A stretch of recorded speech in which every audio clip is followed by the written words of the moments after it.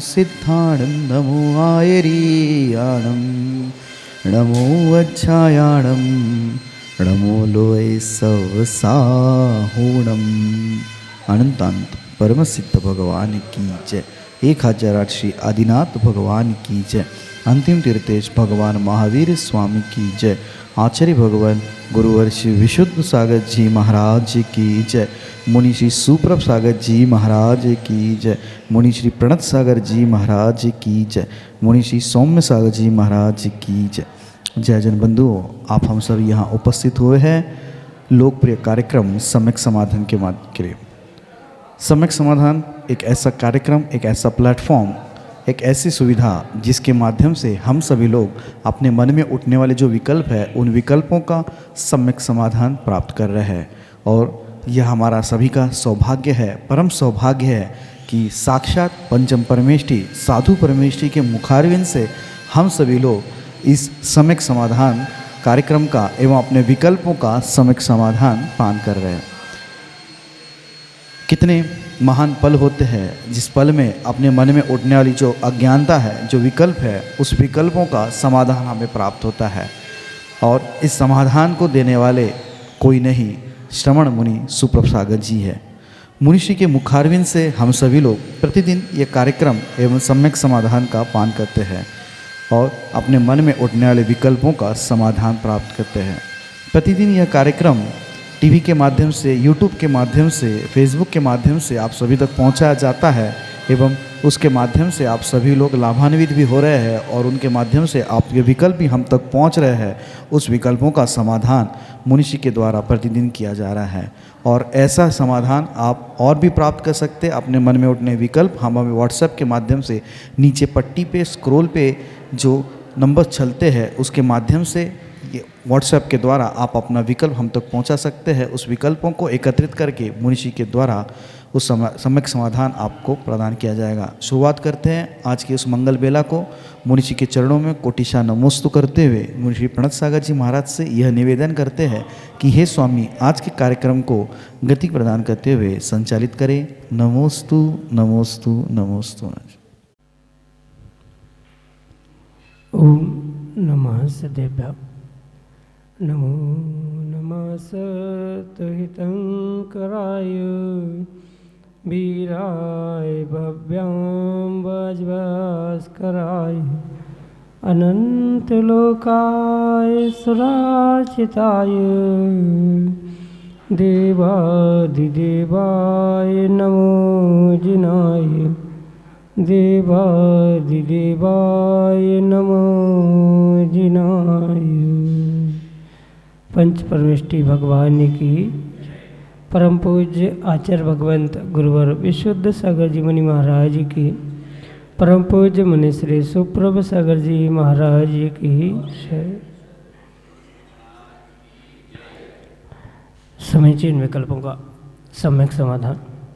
सम्यक ज्ञान की वह अनूठी विधा जिसके माध्यम से हम सभी प्रतिदिन अपने मन के उन अनेकानेक समीचीन विकल्पों का सम्यक समाधान आगम के परिप्रेक्ष्य में परम पूज्य आचार्य भगवंत गुरुवर विशुद्ध सागर जी महाराज के मंगल सभा शिष्य परम पूज्य मुनि श्री सुप्रभ सागर जी महाराज द्वारा प्रदत्त अनूठी विधा समीचीन विकल्पों का सम्यक समाधान के रूप में प्राप्त करते हैं और वही सम्यक समाधान हमारे आत्मा के कल्याण के लिए कार्यकारी उपाय साबित हो रहा है।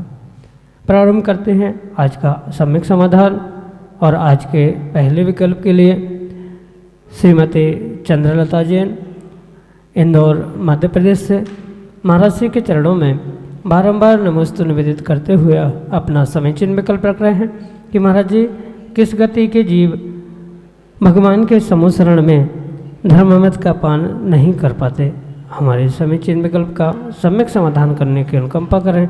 नमोस्तु महाराज जी, नमोस्तु। ओम नमः सिद्धम। परम पूज्य आचार्य भगवान गुरुवर विशुद्ध सागर जी महाराज जी के, परम पूज्य मुनि श्री सुप्रभ सागर जी महाराज जी की। वैसे तो तीर्थंकर भगवान की दिव्य ध्वनि चारों गतियों के जीवों के लिए कार्यकारी उपाय होती है। जो भव्य जीव उस दिव्य ध्वनि को सुनता है, ग्रहण करता है, वह नियम से आने वाले समय में अपनी भवितव्यता को प्रकट करने वाला हो सकता है। पर अगर हम समोचरण की बात करें, जहाँ साक्षात भगवान की दिव्य ध्वनि घिरती है, ऐसे प्रत्यक्ष दिव्य ध्वनि का पान करने की शक्ति चतुर्गति के जीवों के लिए नहीं हो सकती। वहाँ भले ही मनुष्यों के लिए, तिर्यंचों के लिए और देवों के लिए भिन्न भिन्न प्रकार के ऐसे 12 कोठों की, 12 स्थानों की व्यवस्था अवश्य ही बनाई जाती है, पर यह अवश्य समझे कि वहाँ तिर्यंच, देव और मनुष्य, इन तीनों गतियों के जीव तो बहुत सामान्य रूप से पहुँच जाते हैं, पर नरक गति के जो नारकी होते हैं वह किसी भी प्रकार से समोचरण में नहीं पहुँचते। जबकि समोचरण से खिलने वाली वह दिव्य ध्वनि चारों गति के जीवों के लिए कल्याण के लिए निमित्त हो सकती है, पर प्रत्यक्ष समोचरण में पहुंचकर दिव्य ध्वनि सुनने का सौभाग्य मात्र 3 ही गति के जीवों के लिए होता है। वह देव, मनुष्य और तिर्यंच, इनके ही लिए सौभाग्य होता है। नारकी किसी भी प्रकार से नरक से नहीं निकलते हैं और वह दिव्य ध्वनि सुनने के लिए मध्यलोक में भी नहीं आते। देव अपने स्वर्गलोक से भवनत्रयिक यानी व्यंतर, भवनवासी, ज्योतिष और वैमानिक, इन चारों प्रकार के देव वहाँ पर आते हैं, दिव्य ध्वनि सुनते हैं। तिर्यंच भी जितने होते हैं लगभग सभी तिर्यंच यानी तिर्यंच गति के प्रतिनिधित्व करते हुए वहाँ पहुँचते हैं, और मनुष्य भी भिन्न भिन्न प्रकार से राजा, मुनिराज, आरिका, श्राविका आदि के रूप में वहाँ पहुँचते हैं। इसलिए चारों गतियों में से मात्र 3 गतियों के जीव ही समोचरण में पहुंचकर प्रत्यक्ष भगवान की दिव्य ध्वनि सुनते हैं। नारकियों को छोड़कर अन्य सभी प्रत्यक्ष रूप से वहाँ पर पहुँचते हुए भगवान के उस समोचरण में दिव्य देशना को साक्षात ग्रहण करते हैं। यही आपके लिए सम्यक समाधान। प्राची जैन, साहेबपुर, मध्य प्रदेश से महाराज श्री के चरणों में बारंबार नमोस्तु निवेदित करते हुए अपना समीचीन प्रश्न रख रहे हैं कि महाराज जी, मोह और राग में क्या अंतर है? हमारे समीचीन विकल्प का सम्यक समाधान करने की अनुकंपा करें। नमोस्तु महाराज जी, नमोस्तु। मोह और राग, इन दोनों में कथनचित अंतर है और कथनचित अंतर नहीं, क्योंकि मोहनी कर्म के निमित्त से ही मोह उत्पन्न होता है और उस मोह के निमित्त से ही राग द्वेष उत्पन्न हुआ करता। इसलिए दोनों के लिए मोहनी कर्म कारण होने से उन्हें एक ही शाखा का या एक ही कारण का कार्य होने से हम समान रूप से भी देख सकते हैं, पर अगर सूक्ष्म अंतर उनमें करें तो हमें ये अवश्य समझ में आता है कि मोह के कारण से ही राग द्वेष होता है। इसलिए एक कारण है और एक कार्य है। जो राग द्वेष रूपी परिणमन जीव के साथ देखने में आता है वह पूर्ण रूप से उस मोह के कारण ही होता है, जो कि ममत्व के रूप में हुआ करता है, चाहे राग हो चाहे द्वेष हो। ये राग द्वेष रूपी जो भी भाव जीव के भीतर उत्पन्न होते हैं वह पूर्ण रूप से उस मोह के कारण ही होते हैं। इसलिए इसमें अगर कारण कार्य व्यवस्था हम बनाएं तो कथनचित मोह को कारण और राग को कार्य समझते हुए उनमें कथनचित हम अंतर भी कर सकते हैं। साथ में अगर वह पूर्ण रूप से मोहनी कर्म के ही परिणमन के रूप में हम उसे स्वीकार करेंगे तो उसमें अंतर नहीं भी किया जा सकता। एक ही के निमित्त से यानी कर्म के एक ही कर्म के निमित्त से दोनों प्रकट होने वाले जीव के परिणाम हैं, इसलिए उनमें अंतर नहीं भी है और अंतर है भी। यही आपके लिए सम्यक समाधान। राहुल पड़ेले, तिलकगंज, सागर, मध्य प्रदेश से अगले समीचीन विकल्प के लिए।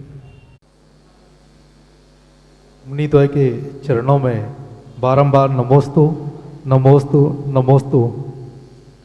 हे गुरुदेव, हमारे मन में एक विकल्प है कि यदि कोई नियम हम ले लेते हैं और उसका पालन नहीं कर पाते तो इसका प्रायश्चित हमें कैसे करना चाहिए? कृपया हमारी शंका का समाधान करें गुरुदेव। जीवन में नियम लेना ये बहुत अच्छी बात है, पर नियम लेने से भी श्रेष्ठ बात अगर कोई है तो उस नियमों का पालन करना है। और नियम लेने से पूर्व ही व्यक्ति को सोचना विचार करना चाहिए कि क्या मैं इन नियमों का पालन कर सकता हूँ या नहीं कर सकता। क्योंकि आचार्य भगवंतों ने स्पष्ट रूप से कहा है कि व्रत भंगी महाभंगी, जो व्रत को नियम को तोड़ता है वो बहुत बड़े पाप बहुत बड़े अपराध का ही भागी हुआ करता है। इसलिए नियम लेने से पहले ही व्यक्ति को जीव को सोचने की आवश्यकता है, क्या ये मेरी शक्ति के भीतर है, मैं इसको ले तो रहा हूँ पर क्या इसका मैं निर्वाह कर सकता हूँ। क्वचित कदाचित इसमें लगने वाले अत्याचार अनाचार आदि से बचने के लिए क्या मैंने कुछ छूट कुछ व्यवस्थाएं रखी है। ये सब कुछ समझते हुए ही जीव को नियम लेना चाहिए, अन्यथा वह उस दोषों से अपने जीवन को इतने पापों से भर लेता है जितना कि वह नियम लेके पुण्य को प्राप्त नहीं करता, उससे कई अधिक पाप वह नियम का अत्याचार अनाचार दोष लगाने से या उसे तोड़ने से करता है। और ऐसा होने पर भी मतलब पूर्ण दृढ़ता से नियम लेने के बाद भी क्वचित कदाचित ऐसी परिस्थिति सामने आती है कि कुछ विषमताएं होती है शारीरिक या अन्य भी, जिसके कारण से नियम टूटता है, नियमों के पालन नहीं हो पाते हैं। बुद्धिपूर्वक तो टूटना ही नहीं चाहिए। अगर क्वचित कदाचित वह बुद्धिपूर्वक नहीं अबुद्धिपूर्वक अनजाने में टूट रहा है या पालन करने का सामर्थ्य नहीं है, कोई व्यक्ति है जिसने नियम लिया और अस्पताल में ही वह है, तो उसके ऐसे विषम परिस्थिति के निमित्त से ये अवश्य समझे कि ये जो इस टूटे हुए नियम के लिए या पालन नहीं करने की असमर्थता के कारण जो भी दोष लगे हैं उसे पूर्ण रूप से गुरु के समीप पहुंचकर ही प्रायश्चित लेके उसका पूर्ण रूप से प्रक्षालन करने की आवश्यकता है। मन से किसी भी प्रकार से कोई भी व्यक्ति प्रायश्चित ना ले, यही आगम का विधान है। इसलिए जो भी अत्याचार अनाचार नियमों के निमित्त से लगे हैं, किसी के द्वारा नियम टूटे हैं, तो उस टूटे नियमों के लिए आप गुरु के पास जाकर अपनी गलती का टूटे हुए नियमों का आलोचना पूर्वक बखान करें कि ऐसा ऐसा मेरे से हुआ है, तो उसको गुरु के द्वारा जो प्रायश्चित मिलेगा उसे यथाशक्ति नहीं अपितु पूर्ण रूप से पूर्ण करने का प्रयास करें, तो ही आप पापों से बच सकते हैं। अन्यथा उस नियम के टूटने से प्रायश्चित लेके नहीं पूर्ण करने से इन सब से और भी विशेष पाप आप लोग लगते रहेंगे।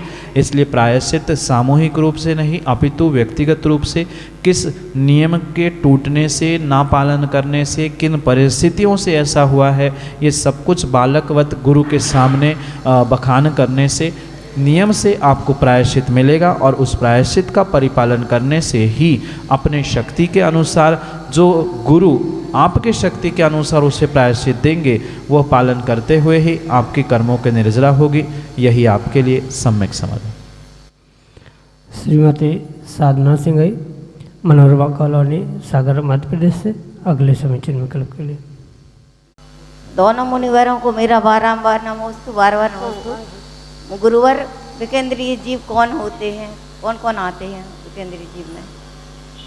नमोस्तु महाराज, मेरी शंका का सवाल। आचार्य भगवंतों ने जो संसारी जीवों के भेद किए, उन संसारी जीवों में जो त्रस और स्थावर ऐसे दो भेद प्राप्त होते हैं, उसमें से एकेंद्रीय जीवों को स्थावर कहा जाता है और त्रस के भी और भेद करते हुए आचार्य भगवंत कहते हैं विकलेंद्रिय और पंचेंद्रिय। पुनः विकलेंद्रिय के जो भेद या विवेचन आचार्य भगवंतों ने किया है, वहाँ वे स्पष्ट करते हैं कि विकलेंद्रिय जीव कौन है। 2 इंद्रिय, 3 इंद्रिय और 4 इंद्रिय जो जीव होते हैं उन्हें ही विकलेंद्रिय कहा जाता है। क्योंकि एकेंद्रिय जीवों को स्थावर के अंतर्गत ग्रहण कर लिया, पंचेंद्रिय जीव इंद्रिया पूर्ण होने से वह सकलेंद्रिय हो गए, यानी पूर्ण इंद्रिया प्राप्त करने वाले हो गए। अब कौन से ऐसे जीव है जो विकल है, यानी सकल 5 इंद्रियों को प्राप्त ना करने वाले ऐसे कौन जीव है? तो जो मध्य के जीव बचे हैं, 2 इंद्रिय, 3 इंद्रिय और 4 इंद्रिय, ये ही 3 इन प्रकार के जो जीव है उन्हें आगम के परिप्रेक्ष्य में विकलेंद्रिय कहा जाता है। 2 इंद्रिय यानी जो लट होती है वह 2 इंद्रिय कहलाती है। चींटी, खटमल आदि 3 इंद्रिय होते हैं। मच्छर, मक्खी आदि 4 इंद्रिय कहलाते हैं। तो ये 3 प्रकार के जीव यानी 2 इंद्रिय, 3 इंद्रिय और 4 इंद्रिय, इनकी 5 इंद्रियां पूर्ण नहीं हुई हैं, कुछ कम हैं। इस अपेक्षा से ही उन्हें विकल इंद्रिय, इसे मिलाकर विकलेंद्रिय यह शब्द बनाकर संज्ञा प्रदान की गई है। यही आपके लिए सम्यक समाधान। श्रीमती कुसुम जैन, तिलकगंज, सागर, मध्य प्रदेश से अगले समीचीन विकल्प के। नमोस्तु गुरुदेव। हे गुरुदेव, राजल का कितना पुण्य तीर्थ था कि ऐसे तीर्थंकर जैसे वर के साथ विवाह तय हुआ, लेकिन ऐसा कौन सा पाप कर्म का उदय था कि अद्व्या ही रहेगा इस राजल? इसमें कर्म का दोष है महाराज जी, क्या श्री कृष्ण का दोष है? नमोस्तु गुरुदेव, नमोस्तु। माँ, जीव के साथ जो भी अच्छा बुरा घटित होता है वह किसी निमित्त से, किसी पर वस्तु पर व्यक्ति के कारण से नहीं होता, अपितु व्यक्तिगत रूप से जो उसका स्वयं का पुण्य पाप होता है उसके ही निमित्त से होता है। और पुण्य पाप स्वाभाविक रूप से कर्म के उदय के निमित्त से ही होता है। जैसा जैसा संसारी जीवों ने पिछली पर्याय में कार्य किया है, वैसा वैसा ही वह वर्तमान में उदय में आता है, और जो जो उदय में आता है वैसा वैसा ही उसे सुख दुख, अच्छा बुरा, ये सब कुछ संसार में, जीवन में देखने के लिए मिलता है। चाहे साक्षात तीर्थंकर भगवान क्यों ना हो, आदिनाथ भगवान के भी निमित्त से आपने सुना होगा 6 महीने तक उनको विधि नहीं मिली, उनके साथ ही नहीं अपितु वह राजुल, नेमी आदि के भी निमित्त से ये अवश्य समझे, ये जो कुछ भी घटित होते हुए कार्य दिख रहा है वह पूर्ण रूप से जीवों के कर्म के उदय के निमित्त से ही हुआ है। उसमें किसी व्यक्ति विशेष का किंचित भी दोष नहीं है। अगर सर्वथा हम निमित्तों को ही दोष देते रहेंगे कि इनके कारण से ऐसा हुआ, इनके कारण से विवाह नहीं हुआ, श्री कृष्ण के कारण से, तो ये उचित कार्य नहीं हो सकता। कर्मों का उदय जब आता है तभी ऐसे निमित्त मिलते हैं। ऐसे निमित्त मिले वह भी कर्म का निमित्त था, और ऐसे कर्म के निमित्त से ही सब कुछ कार्य हुआ है। इसलिए राजुल के भी विषय में या किसी भी जीव के विषय में ये परम सत्य समझे कि वह किसी अन्य व्यक्ति को दोष देने से काम नहीं होगा। पूर्व कर्म जैसे होते हैं, स्वयं कर्म जो स्वयं ने पूर्व में कर्म किए हैं वही वर्तमान में उदय में आ रहे हैं, जिसके कारण से उसे सुख दुख, अच्छा बुरा जीवन में मिलता है। यही आपके लिए सम्यक समझ। अगले समीचीन विकल्प के लिए पंडित मनीष जैन, साहगढ़, मध्य प्रदेश से हमारे सामने। मुनि द्वय के चरणों में बारंबार नमोस्तु। हमारा प्रश्न है, आज माता पिता बच्चों के लिए लौकिक शिक्षा के लिए तो प्रेरित करते हैं, लेकिन धार्मिक शिक्षा को गौण कर जाते हैं। ऐसे में आने वाले समय में जैन धर्म की प्रभावना में क्या होगा? श्री पंडित जी, ये परम सत्य है कि वर्तमान के माता पिता लौकिक शिक्षा पर जितना जोर दे रहे हैं, जितना लौकिक शिक्षा के लिए बच्चों के लिए प्रेरित करते हैं, उतना किसी भी प्रकार से धार्मिक शिक्षा आदि के लिए प्रेरित नहीं करते। ना उनके उस धार्मिक शिक्षा, धार्मिक संस्कारों के प्रति वे किंचित भी किसी भी प्रकार से जागृत भी नहीं है। सबसे पहली बात तो मैं ये कहना चाहता हूँ कि बच्चों के लिए धार्मिक शिक्षा वो ही माता पिता दे पाते हैं या उनको देने के लिए वे ही प्रेरणा दे पाते हैं जो स्वयं धार्मिक संस्कारों से युक्त है। वर्तमान में ऐसे बहुत सारे बड़े बड़े नगरों में, बड़े बड़े स्थानों में आपने देखा होगा कि माता पिता को स्वयं को ही पूजा पाठ करना, अभिषेक करना या नमोकार मंत्र तक ढंग से पता नहीं है। वो बच्चों के लिए क्या धार्मिक शिक्षा की प्रेरणा देंगे और क्या धार्मिक शिक्षा के लिए कुछ करेंगे, ये बहुत बड़ा विचारणीय प्रश्न है। रही बात आने वाले समय में जैन धर्म की प्रभावना आदि को लेकर, पर ये भले ही वर्तमान में हमें संख्या कम दिख रही है धर्म के प्रति, धर्म की शिक्षा के प्रति, जीवों की लगाव, जीवों के संस्कारों की, पर अगर हम आगम की त्रैकालिकता और आचार्य भगवंत तीर्थंकर भगवंतों की देशना का सार समझे तो ये परम सत्य समझे, भले ही संख्या कम हो, स्थान कम हो, पर किसी भी प्रकार से पंचम काल में धर्म का नाश पूर्ण रूप से नहीं होने वाला। धर्म की प्रभावना जैसे आज तक चलती आ रही है वैसे ही आने वाले समय में चलती रहेगी। भले ही उसका परसेंटेज, उसका प्रतिशत हमें कुछ कुछ स्थानों में ही विशेष दिखेगा, कुछ स्थानों में नहीं दिखेगा, कुछ काल में ही उसका प्रभाव अधिक दिखेगा। ये परम सत्य होने पर भी ये हमें भगवान के दिव्य ध्वनि से प्राप्त होने वाले उस सार को समझते हुए निर्णय करना होगा कि धर्म का पंचम काल तक किसी भी प्रकार से लोप होने वाला नहीं है, और धर्म का लोप नहीं है तो धर्म की प्रभावना का भी लोप नहीं हो सकता। जैसे आप जैसे बहुत सारे ऐसे विद्वान हैं जो उन बच्चों के संस्कारों के लिए, धर्म की शिक्षा के लिए पालकों को और बालकों को दोनों के लिए जागरूक करने का जो अनेकानेक प्रकारों से प्रयास कर रहे हैं, उनके माध्यम से ही सही पर नियम से आने वाले उस पंचम काल के आखिरी श्वासों तक ये जैन धर्म की प्रभावना पूर्ण रूप से बनी रहेगी। भले ही प्रतिशत में घटाई बढ़ाई देखने में आती है, पर ये परम सत्य है। आप जैसे अगर कुछ विद्वान पुनः इन बातों को लेकर एक समाज में अभियान के रूप में, जागृति के रूप में कुछ विशेष कार्य करते रहेंगे तो नियम से वह आने वाला समय भी उम्मीदों से भरा ही हो सकता है। पर मैं इसलिए सबसे पहले ये कहना चाहता हूँ कि बच्चों के भीतर धार्मिक शिक्षा के पहले उनके माता पिताओं को धार्मिक शिक्षा देने की आवश्यकता है,